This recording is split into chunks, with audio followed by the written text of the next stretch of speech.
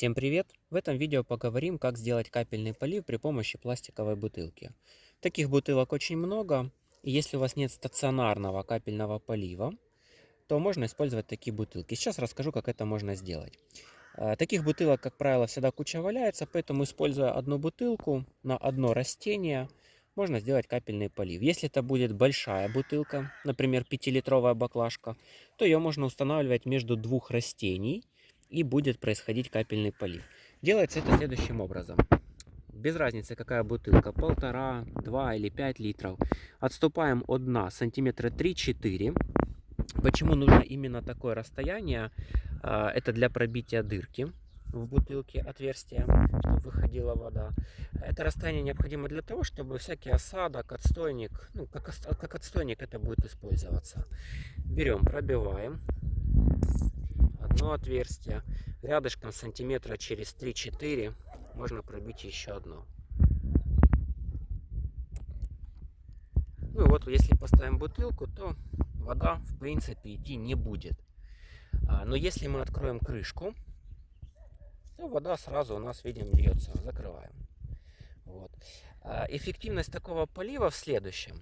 Мы его вкапываем возле растения, в данном случае это у нас помидор, на глубину примерно, чтобы было ниже вот этих отверстий, которые мы пробили, землей было покрыто сантиметра на 4. Таким образом мы сможем поливать именно корень, а не верхний слой почвы, если мы это вручную поливаем, и тогда у нас неэффективно выходит полив.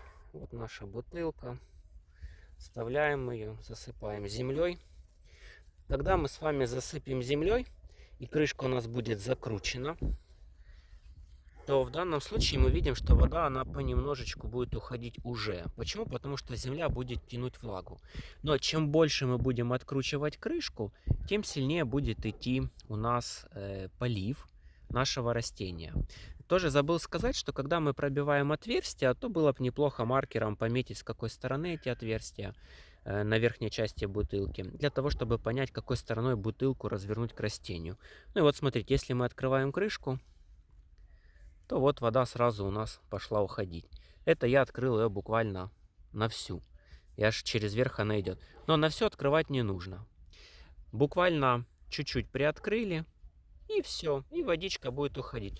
Например, если открыть не сильно быстро, то вода может в течение 2, 3, 4 часов уходить.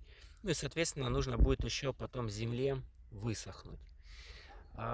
Все, что нам будет нужно в дальнейшем, когда вода полностью уйдет, это открыли бутылку, вечером залили воду в эту бутылку, закрыли ее, немножечко приоткрыли, и происходит полив растения.